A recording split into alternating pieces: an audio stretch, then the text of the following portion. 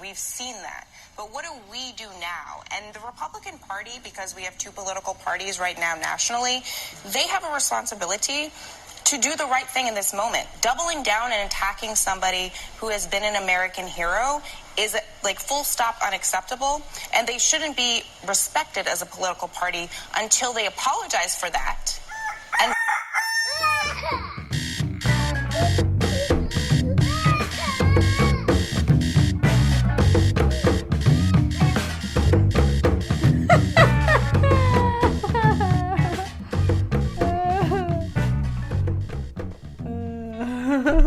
Yes, y'all. What's up, man? How are you? Are you okay? Annie, are you okay? Are you okay, Annie? Mel, how are you? I'm okay. That's good to hear. Hello, I am Inyaze, and this is my beloved Mel. Oh, is that? You just said, Mel, how are you? I know, but it's Hi, I'm Melissa. Yeah, and we're a married couple in L.A., and if you just tuned in for the first time, we get together. I mean, we are together, but we get even further together in the garage to do a podcast where we talk about politics and the news. And sometimes, occasionally, things we think about parenting and other things like that. Maybe more things. Because, honestly, talking about the news all the time is a surefire ticket to bum you the fuck out all the time. That being said, we are definitely going to bum you out a little bit tonight. Although it's not all bad news, because the midterm elections were pretty good in terms of divided government, in terms of obstructing Trump from a pretty unimpeded path and wrecking all of the democratic norms and institutions that we cherish and hold so dear. Blah, blah, blah, blah, blah, blah, blah, blah. But one thing we haven't done in a while, I might as well, since it's on my mind, let's do some shout outs. Okay. We definitely should do that. Let's definitely do some shout outs. Let's shout out to, and I'm going to mispronounce this name, Nimiak Limaj. Maybe I'm not. Maybe I'm pronouncing it exactly right, and you're very pleased with my pronunciation. But thank you for reposting the show. Crystal Clear, thank you. Hey, girl. Hey, girl. Al Diddy, of course. Mix the Old Head. I like your name very much. Thank you so much. The John Effect Podcast. Just Say Words Podcast. Two Squares Podcast. Thank you very much, guys. I appreciate your support.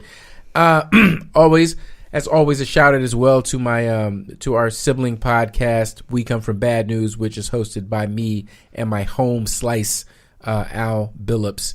And also a shout out to In the Black Podcast, who we might as well say is a cousin podcast as well. Always a big shout out to you guys. And it was Sean and Yinka's anniversary, I believe, and they were posting some lovely pictures on Facebook, and I'm very pro black love, if you know anything about me. So yay, you guys.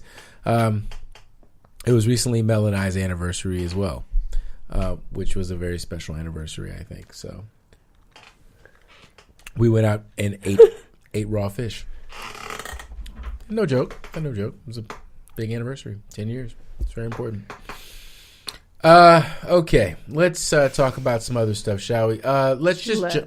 Let's just jump right into it. Let's do some Trump be Trumping, shall we? All right. If we have to. Part of the reason I'm here is that I know how to take a joke. No. I hope that is true.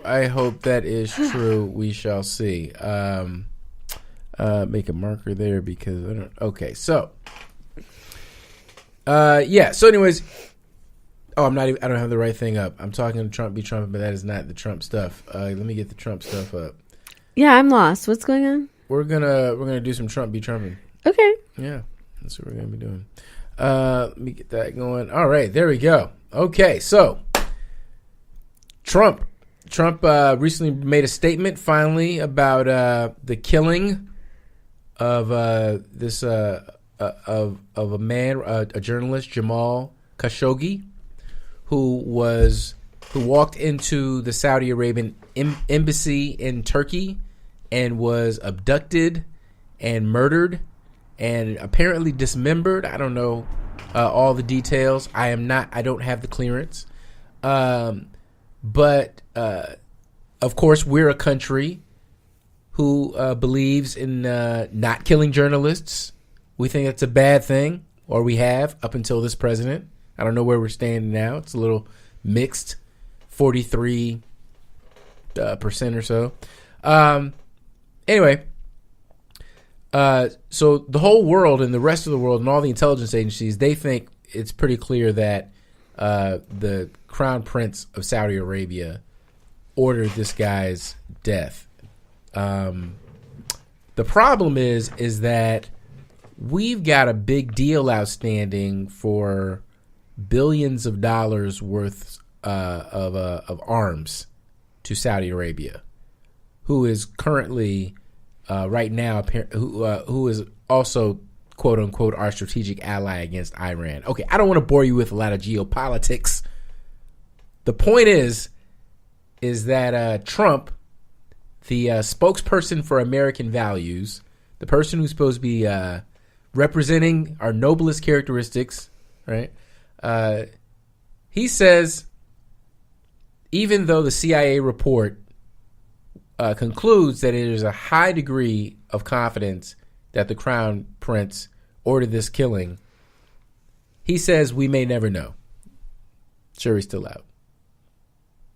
Because, as everyone knows, when you have billions of dollars on the line, you can't worry about little things like international assassinations. You just got to let that shit slide, because our allegiance and our ally is Saudi Arabia, not the Crown Prince, even though he is the absolute monarch of the country and makes all the decisions and runs the security apparatus of the country. Okay, never mind. He was a resident of Virginia, though not an American citizen, Mr. Khashoggi. He was a columnist for an American newspaper, the Washington Post. This is just sort of part and parcel of a larger conversation about the president and his relationship to the media. You guys probably heard that him and Jim Acosta got into a kerfuffle. You heard about this, Mel? Of course, and he revoked the pass, and then a judge says you have to give it back. Right. That's true. That did happen.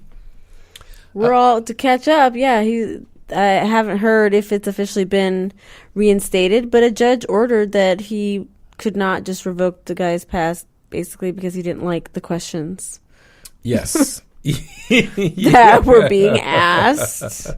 Yeah. Weirdly enough. So I guess Trump will just go back to insulting him as he did the black women, April Ryan, and the other woman who had asked about, him having Matt Whitaker as the acting attorney general and how that would affect the Mueller investigation. And he said it was a stupid question and called her a loser. Yeah. He's so transparent. It's like whenever he feels like maybe people think he's stupid or a loser, that's what comes out of his mouth. Yeah, the rules that they tried to come up with, they sound so innocuous on the surface. I mean, things like each journalist will have one question each. Each journalist will yield the mic. It's like, yeah, but what if you say some stupid shit? Or what if you say something that is completely false? Right, exactly. What if you don't answer the question? How do I not have the right to follow up to try and get my answer? Right. What? And this isn't like an interview. Like, this is the White House press corps. It's their job to grill you on shit coming out of the White House. Yes. Like the news, the facts, the questions, the whatever. Unless I've got agenda. Exactly. And unless maybe he should never have a press conference. If he doesn't, leave it up to the homegirl. Sarah Huckabee. Yeah, leave it up to the people who can basically, not always well, but stand in the fire a little bit. And take the fall, which is why you're not doing it, right? Am I confused on how this has worked in the past? I think I think this guy's got a lot going on in his head. Clearly, this is not a game. Well, this is not prime Mike Tyson, Donald Trump anymore. He's not making decisions. By all accounts, he's flailing. Yeah, by taking a beating in the House in terms of the election. I mean, he still hasn't even admitted that it was a defeat. he's still living in the universe where it was a complete victory, even though every day it's like there's one more seat or something that flipped. I mean, yeah, there's a couple that we lost. Andrew Gillum had to concede after all. Stacey Abrams certainly had to concede after all. Bill Nelson, yeah, also conceded. Basically, but the fact that any of these were so close that they needed a recount or almost triggered a manual recount is pretty significant. The fact that all of Orange County turned blue in California, which is huge, never basically unheard of for the last 30 years. Orange County is the birth of modern conservatism. It's been the stronghold of conservatism in Southern California, outside of basically Central California, Bakersfield areas. So that was a big deal, and a couple others, and it was Arizona, wherever. And there were so many women and people of color, and now we've got gay people and natives, and oh my God. So, he's having a moment. He's obviously having a moment. And the fact that I think, sorry to cut you off, I think in a rush, again, that he was so flustered, he ousted Jeff Sessions so quickly. Yes. And did not have a full backup plan. And then, by his own admission, someone asked him about Matt Whitaker, and then he went to Mueller. I mean, the tells are all there. It's like someone was pointing it out. If he was playing poker, we would know the whole damn hand, because nobody brought up Mueller. No one brought up in this question. No one brought up Mueller or the investigation about collusion with Russia. Somebody said Matt Whitaker in his role as the acting attorney general, and Trump just revealed where his brain is at and started talking about how it's an illegal investigation and the this and the that. So, I think hopefully nobody tries to do anything crazy over the holidays. And when Congress is back in session come January, Nancy Pelosi's going to bring her team of badasses and work to get some legislation done that will actually help people. I mean, she's certainly going to be no progressive person's hero, and she'll be the first to say it. She's like, I ain't here for that shit. What I'm here is to do this and that, is to actually pass bills. She's like, I don't have time for all this drama back and forth and ideological this and that. She's like, I'll let y'all handle that. What I'm about to do is try and pass these bills, build some bridges.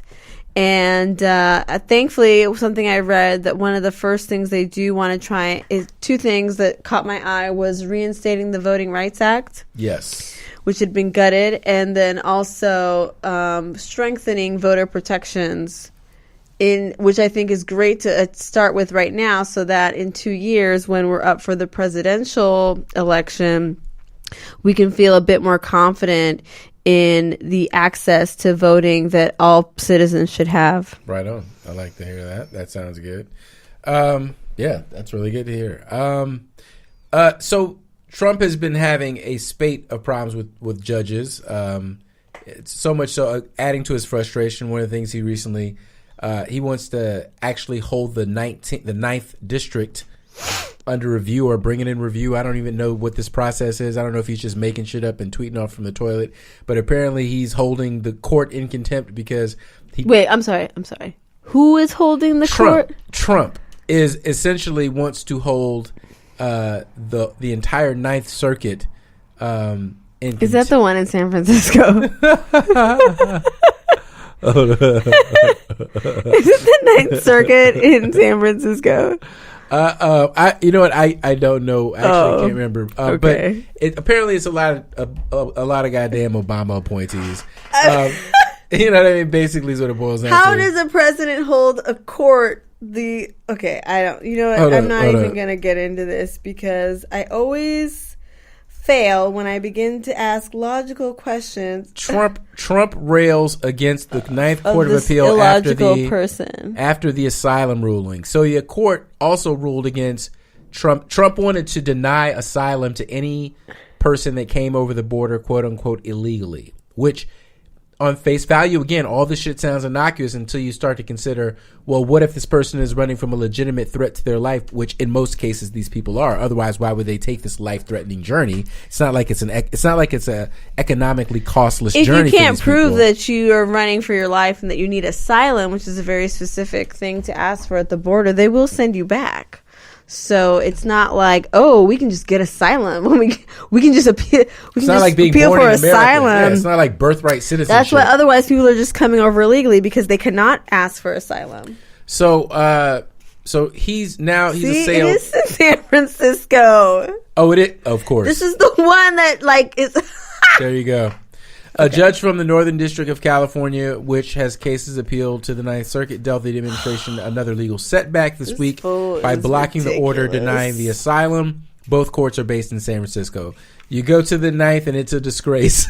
I'm gonna put in a major complaint. Trump told outside the White House when asked about the judge's asylum ruling. He did not elaborate on what specific action he may take. So ridiculous! I hate how dumb he is. This is so dumb. I think that's why I didn't include it in my official stories because I was like, it's not even say he's doing anything about it. He's just talking shit. Well, they were also one of the first courts to say that the Muslim ban was illegal. So I mean, and it is based in San Francisco, and it is several Obama appointees. So they have nothing going for them as far as Trump is concerned.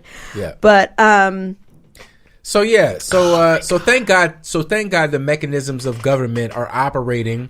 The machine has been I guess the dust has been shaken loose, and now some of the mechanisms put in place to sort of stop the worst impulses of this president are taking place, which is great. I mean, that's just very encouraging. I don't think necessarily that I'm any more of the camp that we should impeach Trump now that we do have a Democratic majority coming into the House. I would rather see him repudiated at the ballot box now. I want to see him humiliated by someone else. Beto O'Rourke is looking kind of sexy to me now for 2020. Have you heard this talk? I mean, I've heard the name thrown about and put in the same sentence as 2020, but I did not really follow Beto's campaign. So I can't say that I think he's a good choice, other than he's a young, good-looking, passionate guy. Which is always a good place to start. I mean, shit, that's already first box checked. Yeah. I'm also not for impeaching Trump at this point. I feel like it is yet another distraction from the real issues, which is helping people, saving people's lives, addressing systemic racism, all the things that really affect us from the day to day. Like, at this point, fuck Trump. Can we fucking stop talking about him and obsessing about him? Yep. And I was listening to Michelle Obama on Oprah's Super Soul Sunday. Y'all, anyone want to buy me something for Christmas, but send it early because I'm going to buy it myself if I don't get it soon, is the Becoming, Michelle Obama's new autobiography, memoir. What is it called? Anyway, Becoming. She was saying that, what was she saying? Shit, I lost my train of thought. She said a lot of things. She did. What was I saying before? Well, you were saying that if you buy somebody, if somebody wants to buy you early, before I brought up the book. Oh, Jesus, I don't remember that. Oh, Lord. Sorry. Okay, so you weren't listening either. I guess it was about... Oh, I truly don't remember. That's unfortunate. No, but it'll come back, I'm sure. I'm sure in the fullness of time it'll come back. But you know what? You're right. Let's stop talking about... that's what it was. Okay. She was saying... Bam! Because I was saying, let's stop talking about Trump. She was saying that... or maybe it wasn't her. But either way, for as much as we're saying, oh, Trump this, Trump that, the media is no help. The media eats it up. If Trump... eats a hamburger, we're talking about it. If he invites Kanye to the White House, that's all we read about. Yeah. For every idiotic thing he does that has nothing to do with policy or actually affecting Americans' lives, that is what is on the news.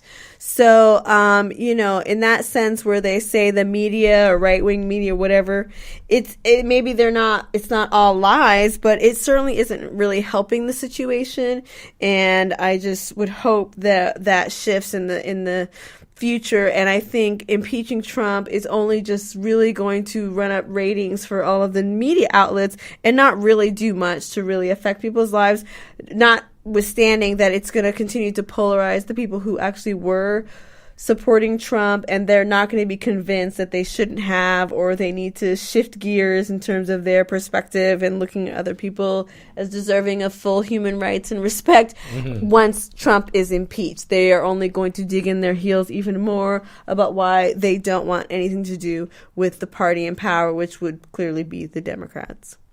I 100% agree with everything you're saying. What's funny to me about I think the media right now has the media has succumbed to a profit motive, and a profit motive in terms of media is either you pay up to people's worst fears or you try to inspire them, and it's a lot easier to play up to people's fears. So on the left-wing media, they play up to my fear that Trump is a tyrant and a dictator who doesn't have any respect for any democratic norms, and he's just sort of and he's supported by a mob of hillbillies and rednecks who don't have college degrees. And then on the right-wing media, I'm supposed to believe that, you know, that the coastal elites and Mark Zuckerberg are all this sort of this coalition of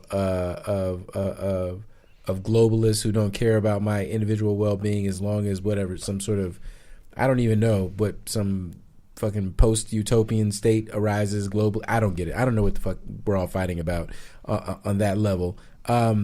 What's interesting to me is what you were talking about is like the whole gaze of Trump, the whole fixation on him as a character that everyone can identify. And I think that might be part of the fascination because there's so few people like that anymore that command everyone's presence or everyone's gaze, you know, like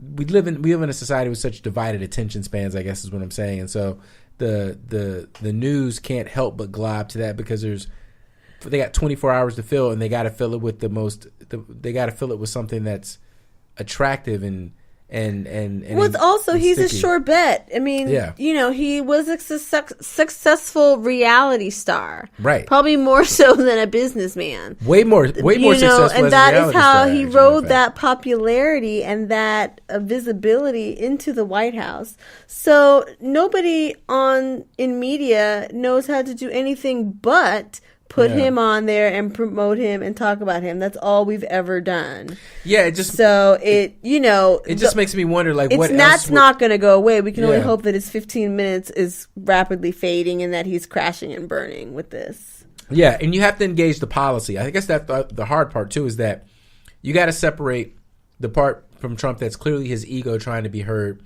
versus the shit he's actually doing that affects people's lives. You know, like, we're still doing a trade war, and I don't even think it's like we can barely even focus on that. Well, that's the blessing in disguise, is that he's so inept and his ego and narcissism is so huge that he is in his own way. It really is a miracle that they managed to pass the big tax cut. And that's honestly why, although no one thinks that he was a good Speaker of the House, I get Paul Ryan is like, yo, I'm fucking out. I delivered. Because he did we managed to escape by on that one thing. They're never going to repeal Obamacare.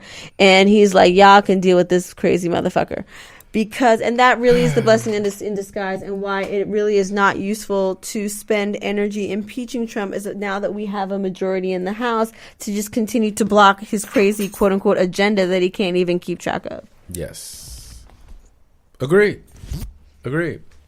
What else is there to talk about? I saw some headline look like Ivanka was using her private email. I mean, I don't even want to. It's like frustrating because how often have I mentioned the hypocrisy coming on the other side, and never let it be said that Democrats aren't also hypocrites.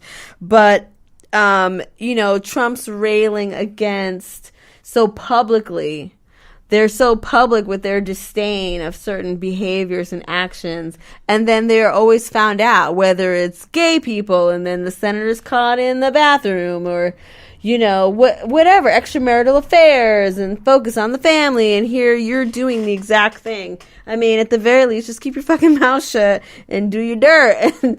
But no, we've got a jail. I mean, can we lock her up? Another story was talking about that back in April. Trump actually did want to tell the Justice Department to prosecute Hillary Clinton and Comey, which is fucking terrifying because political prosecutions of that type are some shit that, like, essentially America has never done. It's like the bright blue line that separates us from the bad guys, quote unquote, out there, or at least as we understand them, like corrupt versus not corrupt, democracy versus not democracy. And the fact that the only reason he couldn't get this shit out was probably Jeff Sessions, the marijuana-hating fucking racist. The cognitive dissonance in my brain alone is just it's too much to to contain. I mean, but Ivanka, yeah, she used some personal email for business, for government business, whatever. And I read that. I read the headline, and I wanted to get outraged, and then and I went to the well of outrage, and I realized that shit was dusty, because that's almost what they want you to do. That's almost what they get off on. Of course, that's what the headline is for. It's exactly what we were talking about. It's to sensationalize the nothing. That was why Hillary was so like, what do you mean I'm not supposed to be doing this? Everyone fucking does it. Everyone does it. Everyone is still doing it. It's just it's a lot of nothing. It's the same nothing as the caravan now that nobody cares about, although we really should, because here's where Trump really is fucked up. There's thousands of our troops are down at the border right now for no good goddamn reason.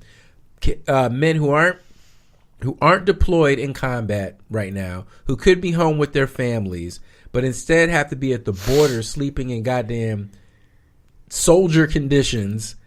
You know what I'm saying? Away from their families during the holidays. I know. What? Send them home already. Why are they down there? No one's even talking about this caravan.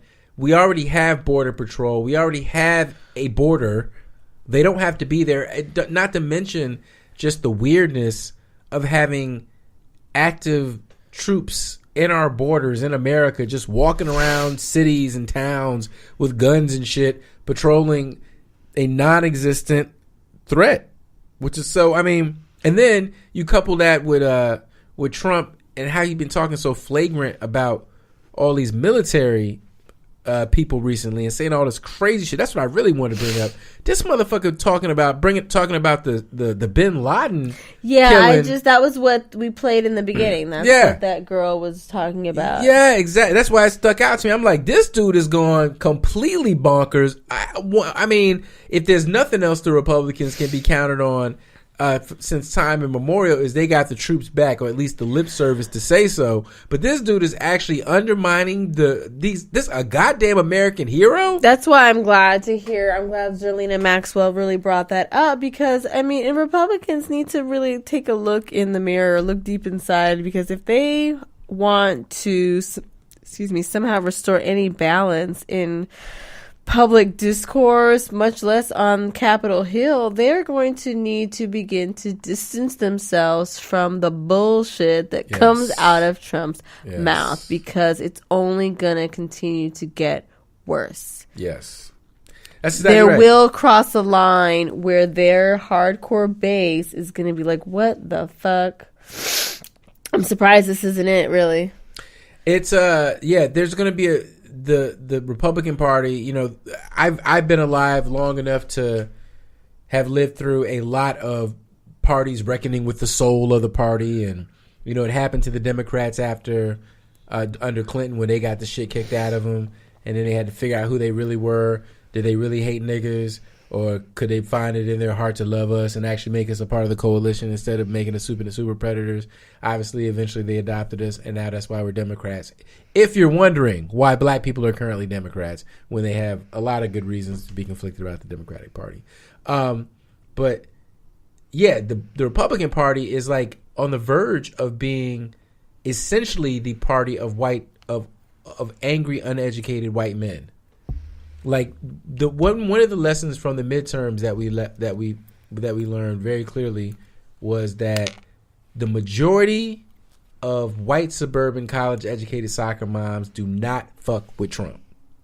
They think he is appalled. They may share some of the culturally conservative values and objectives that they always have, like, you know, limiting access to abortion and prayer in school or all that kind of bullshit or whatever.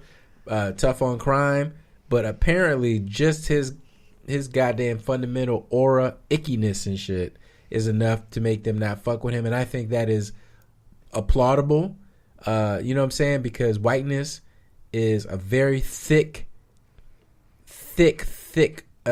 casing to pierce through to get to the person's humanity. We know it's very difficult. It's the worst in white men, but white women also suffer from it, and so the fact that I think this ice is thawing, and that Trump is being revealed to be sort of this disgusting person. I think some of them. I guess what I've been reading what's been encouraging is that a lot of the articles, the narrative now, at least in the media, is no longer the political infallibility of Trump. I was tired of that shit. I was tired of reading all these articles about. I mean, that's where the whole gimmick of Trump be Trumping comes from, is that it seemed no matter what this dude did, he literally could just stand in the middle of Times Square and shoot somebody point blank in the face and grab pussies everywhere around, and he would still just keep winning and winning and winning. It was goddamn frustrating. And now at least this midterm, if nothing else, is like that scene from 300 where the guy finally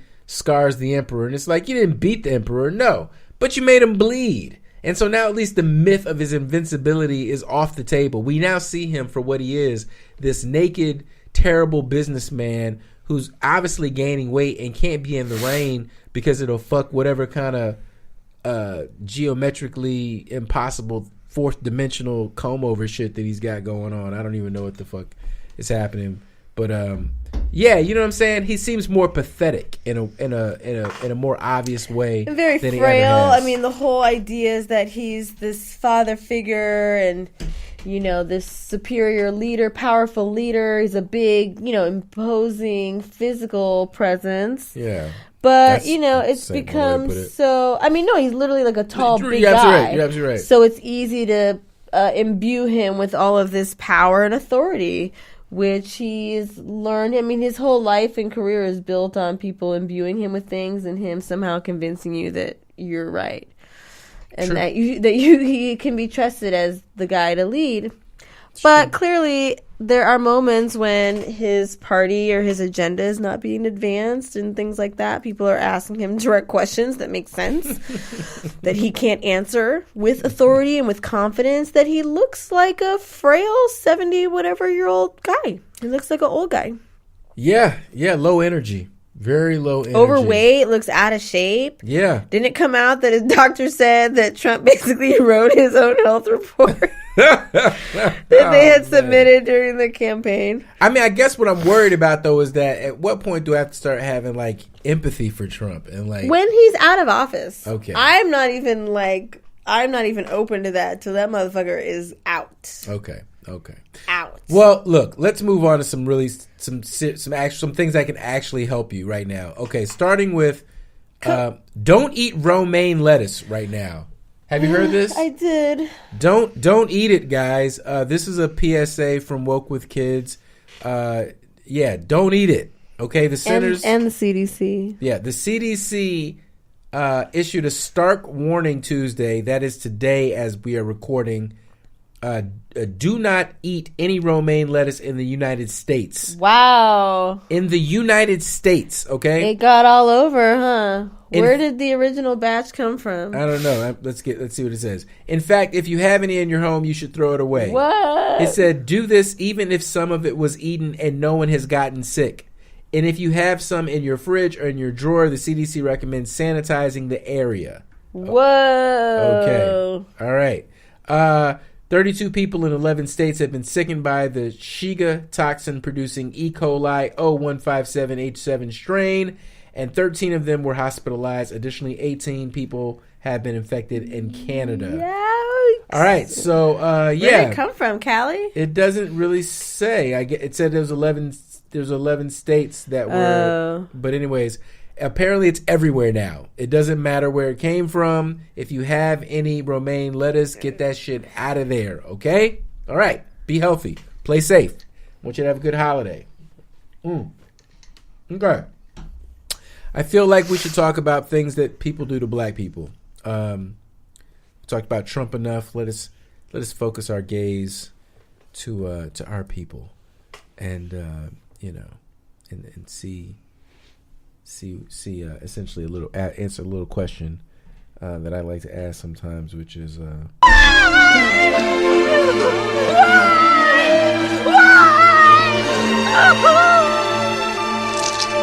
yeah, that's the question I want to ask. Goodness. Okay. So a neighbor, we all got neighbors. A neighbor called the police on a black man reciting Jay-Z lyrics. All right. David Eddington had the police called on him. Any story that starts with insert black person's name had the police called on him is never going to end with hugs and they shared a beer and learned a lot from the teachable moment. So let's see what happened here. After a neighbor confused his use of a Jay-Z lyric to be a domestic dispute. Eddington, who lives in Spring Hill, Tennessee, said the incident occurred on November 9th. He was sitting in his backyard and speaking to his brother on the phone about LeBron James and the Los Angeles Lakers. So relatable. So human. We get to talking back and forth, and my brother was like, you know you love LeBron James too. I was like, I love LeBron James. I love LeBron James. Absolutely. But I'm not going to become a Lakers fan ever. These are some strange details in this story. But of course, this comes to us via Ebony, which has impeccable reporting credentials. His brother then accused him of already being a bandwagon fan of the West Coast team because of James. I love the details they put in. Eddington swiftly replied, I got 99 problems with a bitch ain't one. The refrain from Jay-Z's 99 Problems, the third single off his critically acclaimed The Black Album. Thank you, Ebony. An eavesdropping neighbor misinterpreted the use of the lyric and told the police that Eddington was beating on his fiancée, who he said was upstairs taking a bath. What? The lyrics don't even imply anything like that. That's not even in the song. That's not even the song. Is the neighbor white? It doesn't specifically say that here, but I'm going to say it is strongly. Or is the neighbor not black? Is the better question. Yeah, I think probably not. I don't even know what to say because this is so. This is also Tennessee. Absurd. Yeah. This is so absurd. Mind your own fucking business, people. I mean, I don't understand why it's so difficult to understand the difference between if you see something, say something like, how about someone yelling nigger or speak English and getting in someone's face and being really aggressive or pushing them or trying to block them from going about their business or trying to physically accost them or being physically violent and aggressive towards them, especially combined with any type of homophobic, xenophobic, racist slurs. I mean, it's pretty clear. Okay, I think I shouldn't have to say all that. And then, conversely, somebody on the phone in the backyard. Like, if you don't see him hitting her, maybe you shouldn't say that he's hitting his girl. And if she's in the bath, how are you beating on her? I think we got to diagnose this. And why wouldn't you be? I don't know. This I can't. Did you hear screaming? Did you hear anything? Where did you get any of this information from? Because this vigilance, I mean, thank you. We appreciate your concern. And I don't. I'm tired of it now. But I know it's all, honey, they don't know what free black people look like. It's unsettling to them. And apparently. No, it's almost like they didn't notice, and I could see this. I mean, this is America. It's almost like it's like the Invisible Man. Like they literally weren't seeing black people. Yeah. But now, because all Trump talks about is us versus them, essentially, now anyone who is not Christian, white, heterosexual, all of a sudden you're noticing them. Yeah. And then you're like, holy fuck, they're everywhere. That's right. They're at the grocery store. They're at the gas station listening to music. You know, oh my God, they're in their backyards. They're selling water. And they seem to be prospering. That's the crazy part. Is that if they looked around at all these people that they were taught were the dregs of society, and they were all the dregs of society, but instead what they look around, they see trans people being celebrated in the mainstream culture. They see black people basically dominating goddamn pop culture.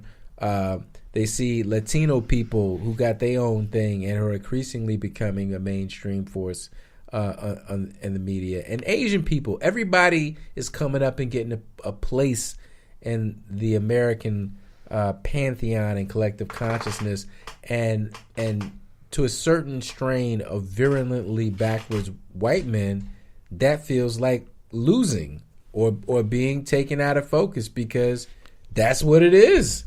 Yeah, you can't have all the cake anymore. That's too much cake for anybody anyway. That's why you're so fat and your hair won't stay on. I mean, because you shouldn't eat all that cake. I'm sorry, I'm confusing two things. I don't but my know point is, what that part means. I do. That was for the three. Okay. That was for the 3 to 5 of you out there who caught my little reference. How do we feel? We gotta say. We gotta say two sad things. Okay, we're talking about this. This is sad. Kim Porter. Are we? Oh, okay. Sorry. I thought you were making a point about what? About what you were just talking about. No, we're moving on. The guy. I thought you were trying to break down this person calling them on about the lyrics. Oh no! I was telling the story, and we talked about it. But I mean, I don't have. Oh, okay. I thought you had just said you were about to say something. No. Okay, sorry, guys. Okay. No, I'm saying I'm very inelegantly segueing to something sad because we're talking about black people right now, focusing on black people. One might say that we are focusing on the tragedies of black people right now. This is our segment called Kitchen Hell. That's right. For some reason. That's right. That's some reason I'm You're not being new to the show. Direct about that. I don't know why. No. Being so coy this evening. But Kim Porter, who was a long-term romantic partner of Sean Diddy Combs, died. She was found in her home, and she passed away from, I think, was some sort of cardiac arrest, and it's just a terrible tragedy because she was not a very old person, and she had children. She had children with Diddy. Their adopted son Quincy is 27. Her son with singer Albie Shore, Justin, is 24, and Diddy's son was stylist Misa Hilton Brim, and Chance, 12, and Combs' daughter was Sarah Chapman. I don't have anything to add to that. I have no particular commentary. My commentary on that is a continued that hospitals do not listen to black women. She had been complaining of health issues, and they just said, oh, it's pneumonia and this and that. I didn't realize that. And then a few days later you die suddenly at 47. So I think that, I mean, unless you've been hiding under a rock, you've been missing the reports that black women are more likely to die in childbirth and pregnancy related issues that are preventable. It happens all the time, and just throughout history, doctors, are just starting to really learn about their own implicit racial bias, where if a black woman complains of pain, they're more likely to say, oh, it's because you're overweight, or what's your diet, and not take the symptoms as seriously and maybe call for the additional testing that they would if the person were a non-black woman. And it's like how they tried to do Serena Williams after the birth of her daughter, when she said, hey, we need to address this because I have a tendency toward these lung clots or whatever it was. And they were like, oh, no, it's this and that. And even if someone that at Serena Williams' stature, status, financial status, for her to still have to basically yell and advocate that I know what I'm talking about in relation to my body. And also what always gets me about the Serena thing is that she's a fucking athlete. She's essentially at Olympic level peak performance of her body, knowing her body, training her body. Why of all people would you not listen to someone who knows their body to that extent? Not that you should ever discount anyone saying this is how I'm feeling in my body. But if you have any reason to maybe listen to someone about their body, wouldn't it be someone who has spent the last basically 30 years developing their body and keeping track of it and being subject to all kinds of testing on a regular basis and trying to be in optimal health and conditioning in order to live their life and have the career that they have? So I think my PSA isn't just believe black women or something kind of more trite. It's that if you have a black woman in your life and she says or complains of any health issues, please follow up. Don't let her be the first to be dismissive of it. Please don't let yourself be dismissive of it. If it is persisting for 3 weeks or more, please encourage her or go with her, help her accommodate, watch the kids, whatever you got to do so that she can go to the doctor, and possibly go with her so that when the doctor inevitably dismisses her concerns, you can be another voice to help her advocate and say, no, I really think this is more serious, or we need a second opinion, et cetera, et cetera, et cetera. Yeah. Because so often, even if this poor young woman had said, I feel some kind of way, if you're already not feeling well or you're tired, it's easy to just be like, well, okay, I'll just go home and take the Advil because I got so many other things I got to do and kids to take care of and bills and this and that. So we need someone in our corner, particularly around health issues, to help us advocate for ourselves when maybe we're just too tired or the obstacles of the implicit racist health system are just too much. Yeah. It's an extremely important issue to bring up. You're absolutely right about all of those statistics in terms of how they done studies with medical students who come to medical schools with this implicit bias that they're not even aware of in terms of the perception of pain in other people. There's that. Didn't even talk about that. Yeah, different ethnicities and this kind of thing. It's crazy. No, it's crazy how empathy works. Empathy is not a good thing just because it exists. Empathy is a double-edged sword because it can make you feel closer to one group of people and further away from another group of people in a deleterious way. And it's very interesting when you think about it, when you start to chew on it as an intellectual nugget, how to deal with that. But anyways, shout out to the Combs family and all the people surrounding Kim Porter. And it's particularly the kids who had a mom like a month ago, a couple weeks ago, and now don't. It's very fucking sad. Very sad. Speaking of black women, unfortunately, that we've lost, a man who fatally shot his ex-fiance outside a Chicago hospital before killing 2 people inside the building was once kicked out of the city's firefighting academy after threatening a female cadet, officials said Tuesday. Juan Lopez, who died following the shooting Monday at Mercy Hospital, was also the subject of a protection order request filed 4 years ago, and he legally purchased several guns in recent years, police said. It was unclear whether Lopez shot himself or was fatally shot by the police. You guys hadn't heard about this. There was a shootout at a hospital of all places. I did hear that headline, and again, like you just did, shook my head like, what the fuck? This is what it was? Mm-hmm. Again, it never can be said enough. Oftentimes with mass shootings, which is 4 or more, but even this, which is 3, so that's barely under. Oftentimes there is a history of domestic violence, so that might be another area. Everyone's like, mental health, background checks. Can we just not give motherfuckers who have any type of domestic violence shit in their on record a fucking permit to get a gun? I mean, you know where I stand on this. I'm like,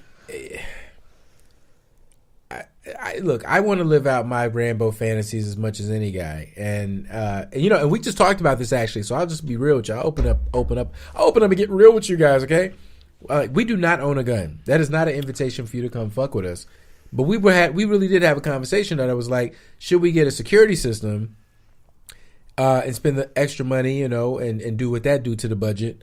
And I was like, when I thought about it, it really did come to me in those stark terms. It was like, well, if we're not going to have a gun, then I feel like we definitely need a security system. And it's not because I want a gun. It's because all y'all motherfuckers got guns. And I hate that I'm forced into that position because I've always been the guy that's like, well, if everyone has to have a gun, then, the whole, whatever. Eye for an eye leaves the whole world blind, whatever, that kind of shit. But, y'all honestly scaring me now. Like, you know what I mean? Like, at first I thought I was kind of optimistic maybe 8-10 years ago. You know, after every shootout, it looked like the whole the wells of the American soul would just well up every time, and we would just be like, oh, I felt like, oh, we're definitely gonna do something eventually. We're definitely gonna do something. But after Sandy Hook, yeah, no, that was the one where I was like, oh, these motherfuckers like, really don't give a fuck. They don't care. I mean, it was just so obvious. I was like, oh, wow. I mean, the movie theater was bad too, but once y'all got the little babies, the babies? Like, oh. I was like, no, these motherfuckers is willing to take it to the mat. There's still people who are like Sandy Hook deniers. I mean, deniers. They say these parents who are still grieving and advocating are basically making it up. It's so disgusting. Let me tell you this. In the 80s... You shouldn't have to experience that kind of loss yourself to believe that it needs to be addressed in terms of the legislation around it. In the 80s, people wasn't walking around convenience stores with pistols, open carry pistols and shit like they are now. That is some new shit. That is an innovation. That is some fancy new shit that that the NRA has brainwashed into these people that now they're so pro gun that they have lost their mind, that they've lost any sense of perspective in terms of like, what do you need this for? There are not even any goddamn buffalo. Like, what the fuck do you need this for? But anyways, whatever makes you feel safe, because God knows the whole point of being alive is not to feel fear in any form ever at any point. So, here's one for you guys. Kanye West donates $150,000 to the family of the Chicago security guard who was wrongly slain by the police. Yes. This is a thing that he should do. And, it is, but you know what? It's just such a PR move that I'm not gonna. You know, I'm just saying there are hundreds of black people, celebrities, whatever, who donate and don't need it to be a headline. Fair enough. Fair and enough. You know, it's just so obvious. It's like, oh, all of a sudden he's seen the light. He was being used as a puppet. He didn't mean to do all that, and now it's just PR. I think it pisses God off if you walk by the color purple in a field and don't notice it. I want the motherfucker to die, and then we hear about all the times he did that, not just this one time when nobody liked him. When every time his name came up in the media, everyone was talking shit. I hold out hope that we will get that treasure trove after. I mean, he don't have to die to do it. No one. Yeah. I'm not saying Kanye has to but die. either $150,000 ain't nothing. Is all I'm saying. It ain't nothing. That's good, because I think that guy had kids. Yeah. Comcast. And I believe Kim made him do it anyway. Let's change the energy a little bit and see if we can uplift a little bit. Comcast unveils the winners of a competition to launch 2 cable networks dedicated to minorities, independently black-owned cable channels. And in the press release issued Thursday, November 15th, Comcast declared Afro and Clio TV will be launching on its Xfinity TV platform in January 2019. So that's just wonderful, right? We all love that. That's just great. We're happy about black people representing themselves and having... In really exciting news, yes. I read that Game of Thrones, Them Thrones, is coming back in April. What? We have that much of a day. Oh, did I just cut my pants? That Game of Thrones is coming back in April 2019. Okay. So y'all got some time to catch up. Speaking of TV, speaking of networks, unfortunately, to bring it back down, Channing Dungey, am I pronouncing that right? I think so. Yeah, she out. She gone. She's exiting ABC. No surprise there after Kenya had his kerfuffle with them. It felt like ABC and Disney were moving in a slightly less Soul Brother #1 direction. You know what I'm saying? Yeah. So I guess we will always remember her for firing Roseanne. We will always have that moment. And yeah, I wish her well. Maybe she can take over one of these new Xfinity networks. She has a lot of experience. Or maybe she'll get some sort of Netflix deal, as everyone seems to do now, to produce a lot of shows. I don't know. Anyway, speaking of the industry, Stacey Abrams is urging Hollywood not to boycott Georgia in the wake of stolen election. Because who first suggested that? I don't think that's a good idea at all. Yeah, I don't know, but somebody did. I think the guy who played Hellboy, I can't remember his name. He said he wouldn't work in Georgia. Yeah, that's a dumb idea, guys. Why would you do that? Black people live in Georgia. They need money. It's not even just black people, though. Tons of people who have jobs because of the industry are there. Mm-hmm. And that has nothing to do with basically, what is his name? Brian Kemp and his attempts at voter suppression. Yeah, exactly. So don't do that. I mean, Stacey, I think, is looking out for black people by saying that. It's just weird that, and I feel like it wasn't a black person who suggested that, because I don't think they would be that short-sighted as if that would be the best thing for the most amount of people, of working people. Right on. It's a very privileged stance to take. That's what I'm saying. That just means you have money to turn down jobs. So let's keep bringing it down a little bit. Make it stop. 2 Louisiana students are accused of threatening to kill their African-American classmate. Guess the race of the others. But the victim's mother says school leaders aren't taking the matter seriously. Crystal Alexander of the village of Baskin in northeastern Louisiana said her 12-year-old daughter was the target of bullying after 2 white girls at Baskin Elementary School penned a note describing their plans to get a gun and use it to kill her. Why? I don't feel safe here, Mommy. Alexander said she was shocked when her daughter came home and told her her life had been threatened. They were saying that she was the biggest bee in the world, and they meant bitch. That's my addendum. And they were peed off at her. I think that means pissed. Then the other girl said, "We'll help you kill her." Alexander said she's outraged at the fact that the school officials didn't follow the rules laid out in the student handbook, ultimately leaving her daughter to walk the same hallways and sit in the same classroom as the students who threatened her. Citing the student handbook, she noted the Baskin Elementary has a zero tolerance policy for students who threaten to kill. Now, see, that's where I stopped reading and I start feeling, because I remember when I was a kid, that zero policy shit. Remember with drugs back when in the DARE years, zero policy for like a weapon, a knife, a piece of a joint, some shit like that would get you expelled in a heartbeat. If you fought with somebody, even if they started it, you would both get suspended. I mean, like, zero policy meant zero policy. It was unreasonable, but at least it was applied fairly. In Louisiana, now all of a sudden, there's no zero tolerance policy for threatening to kill another student. That's cool. In the era of go to your mama's dresser and get her gun, come home, kill everybody, threaten. So if these children, God forbid, do kill this woman, kill this little girl, what does the mama get? Can she sue? I mean, what in the? It just doesn't. It's just beyond all things. It doesn't make any sense.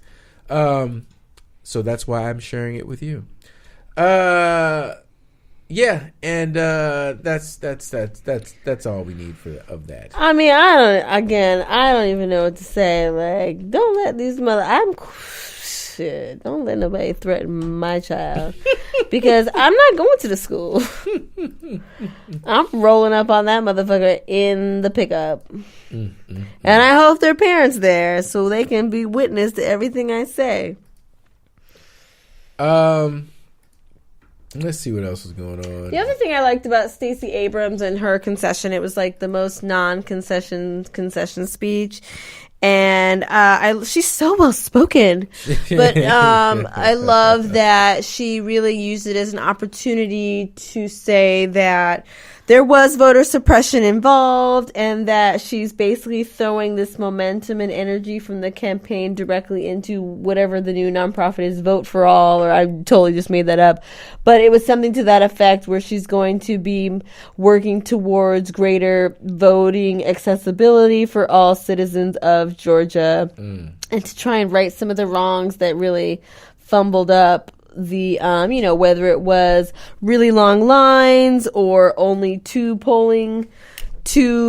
machines at polling stations, so that created very long waits, things like that significantly affected people's ability to vote. So I love that she's bringing that energy towards something that will just be good for the future. Also, this is kind of random, but I heard a great clip from her when someone asked, "Oh, you want gun control? What does that mean? You want to take everyone's AR-15?" And I love how she basically rattles off to the correspondent, who was a white woman. She's like, "Look, I'm from Georgia. My grandpa shot this. My daddy taught me to shoot this. I like to shoot this. I like this gun. We got this gun. We get my daddy this gun every year. We get my granddaddy this gun cabinet every year."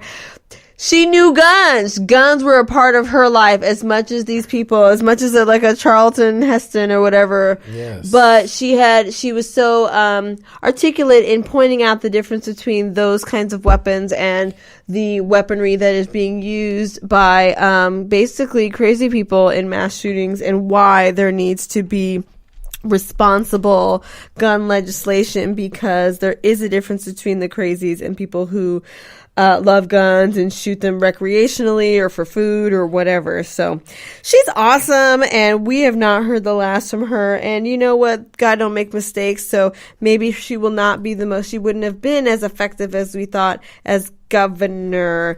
And, who knows what we'll see from her in the next few years or decade or whatever. I think the silver lining. Sorry. I think the silver lining of all of those elections is that they introduced us to the next generation of political leaders, and now they're all young. No one has to go away. Andrew Gillum ain't going nowhere. Stacey Abrams ain't going nowhere. And now the crazy Republicans are on the run. They're on the defensive.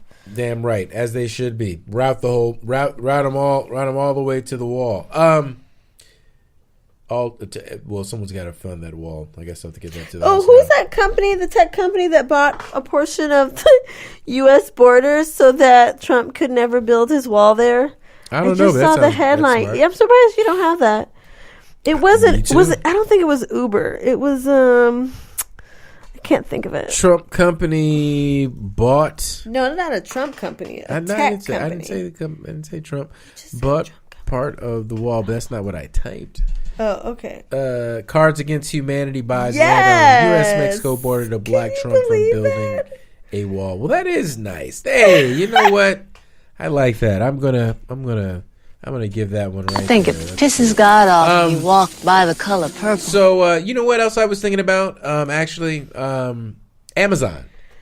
Because the holidays are coming up, and Amazon, a company you love to hate or hate to love. Yeah, rather. well, yeah, exactly. Hate to love. Well, okay. So let me walk you through this. So, anyways, the holidays are coming up, so I was thinking about Amazon, and they just recently announced. Says it all right there. It sure does. It really does. It's the holidays. Ooh, Amazon. Amazon is coming up. Oh goodness. But so. You guys know that they recently just picked two cities after basically teasing the whole country for like a year. They finally chose two cities to actually be the headquarters of their new HQ2 and a half. I don't know how that works, but so it's going to be what is it? It's going to be New York, and what's the other place? Somewhere in Northern Virginia. Yeah, Northern Virginia. My dad already wants me to go there, but I actually want to share this article with you guys because it's talking about what it's actually like to work at Amazon. And okay, maybe I wouldn't be working at a warehouse, but we're always thinking about Chinese factories, like what people overseas are being treated like. And how terrible it must be. We all remember that story from a couple of weeks ago about the woman who found the the note from a worker who was in a Chinese factory who was like telling him about how like it was like prison and shit. Anyways, the point is, no one is thinking about Amazon employees and what it is like to work for $15 an hour or time and a half with pay at these warehouses during Black Friday and during the holidays and when they're being pushed to the extreme and shit. And I was fascinated by this article that was given under anonymity by a former manager who worked at Amazon in the warehouse. And one of the things that they were talking about was that they hire a lot of ex-military people because military people already have a problem with work-life balance, or at least some fungibility when it comes to that type of thing, right? So they hire him, and then they work him to death, obviously, but the way that they work him to death is so fucking diabolical. So they're talking about shit like, they get breaks, obviously, 30-minute breaks, 15-minute, 1 30-minute break, 2 15-minute breaks, and then 1 15-minute break to do like tasks and shit, like if you got to call your kid's principal or some shit, right? But in order to take them, you got to swipe out. The manager got to swipe you out. And if you're gone during your 30-minute break for longer than your break, then you get written up. And if you're gone for longer than an hour, they fire you automatically. Like your manager can't even stop it. It just automatically fires you, right? And he said it would fucking kill him sometimes because people had were depending on the healthcare, depending on, the money, obviously. And there's nothing he could do because it was just the system worked that way. And he was talking about they were working 10-hour days, forced overtime, which everyone thought at first it was like, oh, cool, whatever. But then after 5 weeks of working 10-hour days, even if you're making time and a half, what 15? Time and a half is 22? Some shit like that, right? It's not worth it. And then the manager are working 14, 16-hour days. So that leaves exactly enough time to go home and fucking sleep and then come back and do it all over again.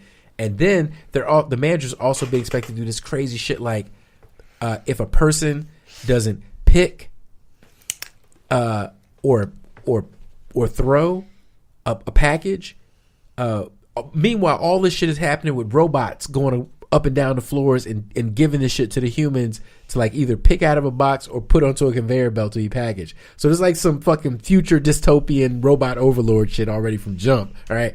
And then but if the human does not do anything within 5 minutes, it alerts the manager because everything is time coded. And then the manager has to go to the person and be like, hey, Robot X here says, hey, pick up your whatever. You got to pick up the pace, buddy, because we're doing something. And they're supposed to be positive and be like, we're doing something amazing. We're making Christmas possible or whatever. And what you should be really proud of what you're doing here and blah, blah, blah, blah. So all this crazy manipulative fucking psycho robot future dystopian shit. All right. I say all of that to say the reason Amazon can get away with that, the reason they could shut you up with this pay raise to $15 an hour, which meanwhile they cut back on stock grants and health benefits in order to get that $15 hour raise, is that it's because they don't have a union. Because Amazon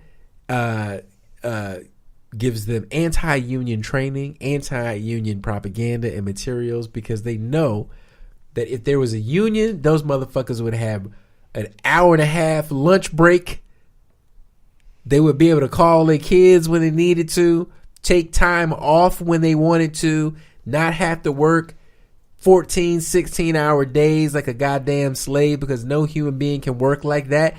And if these are the jobs of the future, and if this is making America great again, taking this shit back to the 18th century, fuck y'all. Fuck the future. Fuck all of that. I mean, I don't know. Yeah. I'm not that I'm supporting of it, because I know in New York, the land space that is going to be used to develop this new warehouse was supposed to be used to create affordable housing. So there's that.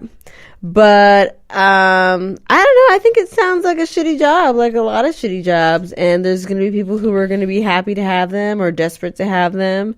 And that's just the state of how it is. I mean, but I don't know. I just didn't think Amazon was like really doing for its employees. No, definitely not. But these jobs aren't new.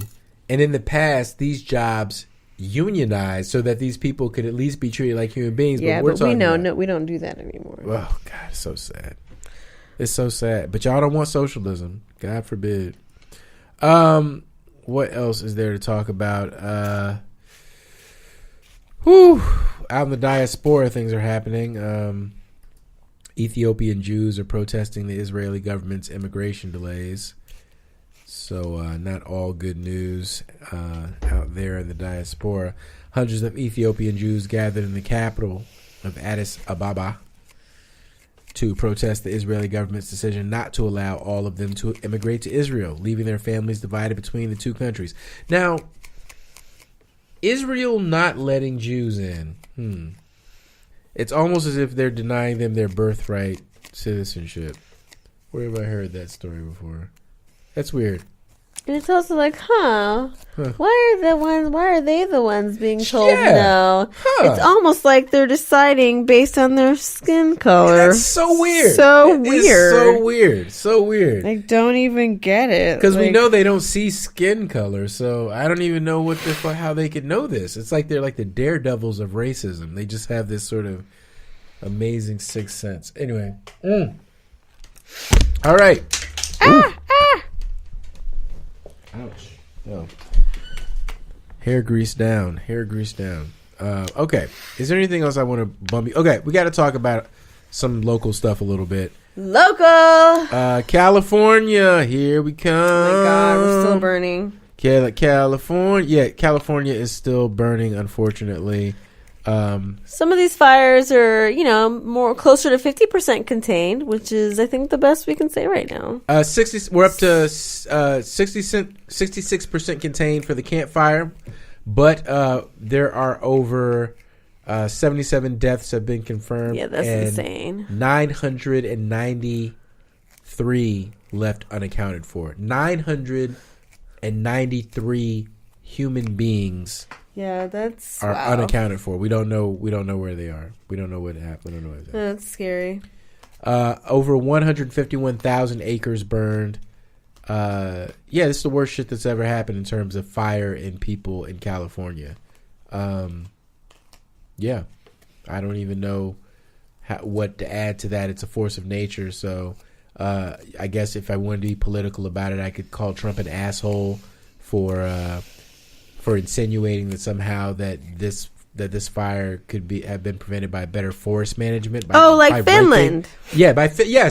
By being more like Finland. You see how they were trolling him? Yes, exactly. Because he sounded like such an idiot. They don't just rake the leaves, and so there's Finnish people tweeting him, showing them raking the leaves outside, showing how easy it is to prevent forest fires. It's unbelievable. I mean, it's just the Finns don't even rake is the joke of that. The Finns don't even rake. He said, you look at other countries where they do it differently, and it's a whole different story. I was with the president of Finland, and he said, we're a forest nation. He called it a forest nation.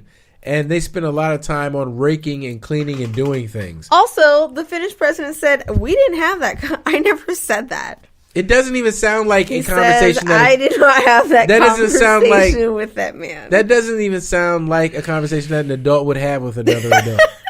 Not two world leaders. You know what I'm saying? I mean, Trump he's a lying head. You know what I mean? Like, it doesn't even... Okay, anyway, I don't even want to get into more Trumping. I'm talking about California, the wildfires. Yes. They're a big problem. One of the huge problems that's going to come out of this is homelessness. we already have a lot of homelessness in California, and now all of a sudden there are a lot more homeless people, and they are not all movie stars. It's about to get cold. It's cold. A lot of this is happening in Northern California, where it's not set up the way it is up here. I mean, down here, it's not. It's different. And a lot of these people are setting up in tents. I've been on this podcast. I talked about it before. How up and down the Bionda Creek, you got very elaborate setups of people living in tents with materials and apparatus and devices which look like they were carried over from another life, and because and now we have these people who are like literally out of their homes, and now they got to set up in a tent, and it's like, are they going to get another house? How does that work? Do they have fire insurance? Do they have fire? Yeah. Right. Did they even have a house? Was it an apartment that got burned down? And now it's just this shit. So it's ironic. It's ironic because you think of California as like everyone out here is so rich and Silicon Valley and all this kind of stuff. And literally the whole time the fires are going on, it just feels like all they were talking about were celebrities and how sad it was. And it was like I guess that's true, and I want to be empathic to people, even if they're richer than me. But, it's just like it's a lot of regular people. It was insane. I saw someone, a friend of mine posted on Instagram a photo last week, so pretty close to after the fires, and it was Central Valley farm workers still trying to harvest these crops with the thickest, hugest black cloud of smoke just essentially directly over them. Like, those people still had to work. I mean, we're feeling bad for the firefighters, as we should, but they're directly fighting the fire. We've got these other people who are like, sorry, it ain't burning here. You got to get these strawberries. Yeah. And then we go out and buy them. Yeah, so... It's... Yeah. So you should help.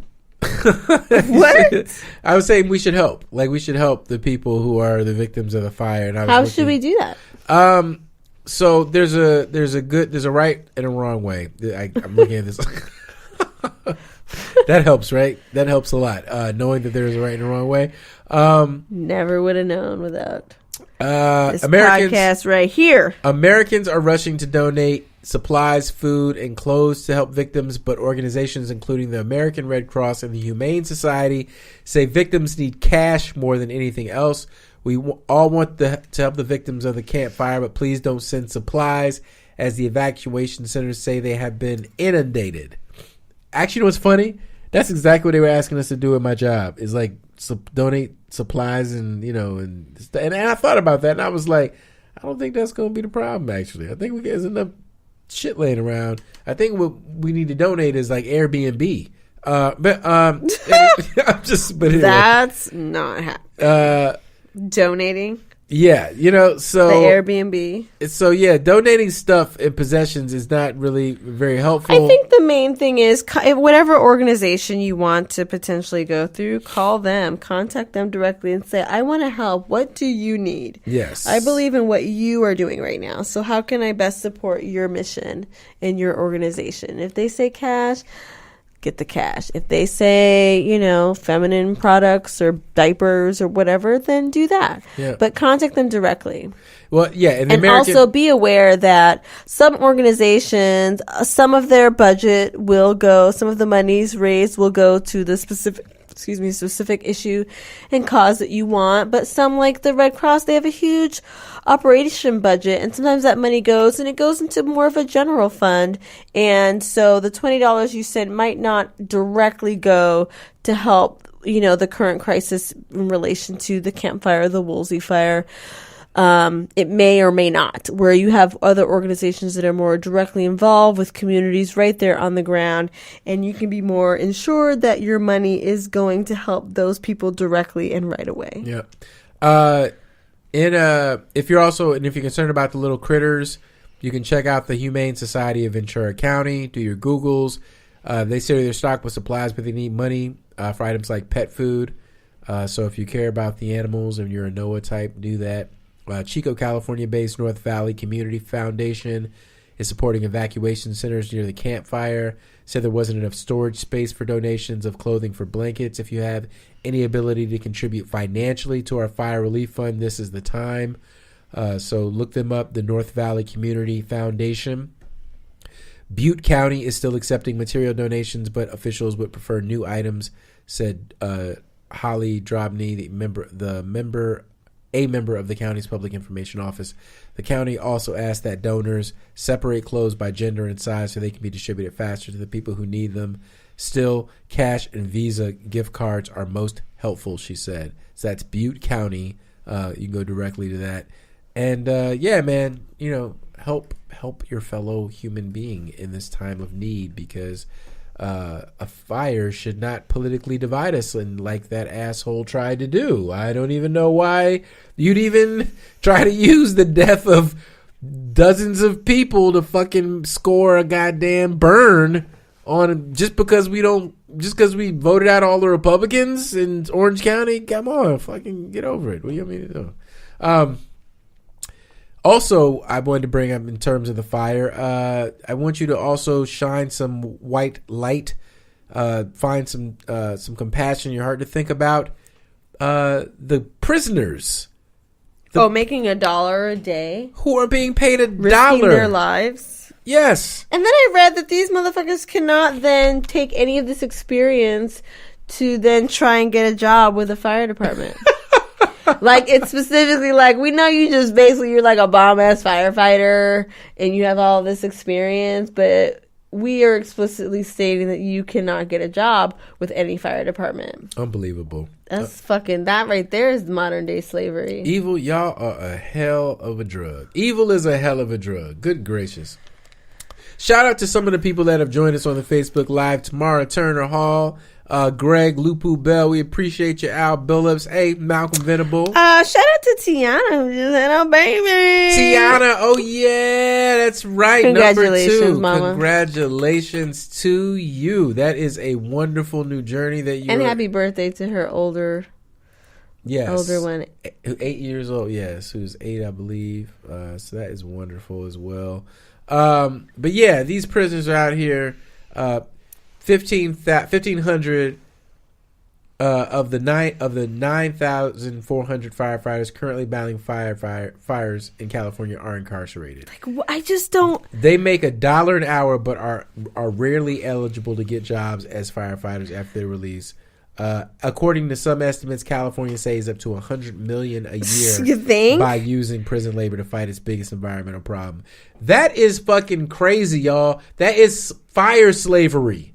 Okay? That's unbelievable. This is California, man. I mean, on one hand, I'm grateful and I'm blessed that we live in basically, it doesn't make a good goddamn bit of difference if we elect all Democrats to the House of Representatives from California if we are still the state which is sending prisoners to fight fires and not acknowledging the fact that these people are paying back their debt to society in the most literal fashion possible and deserve some sort of recompense in forwarding their rehabilitation. Unbelievable.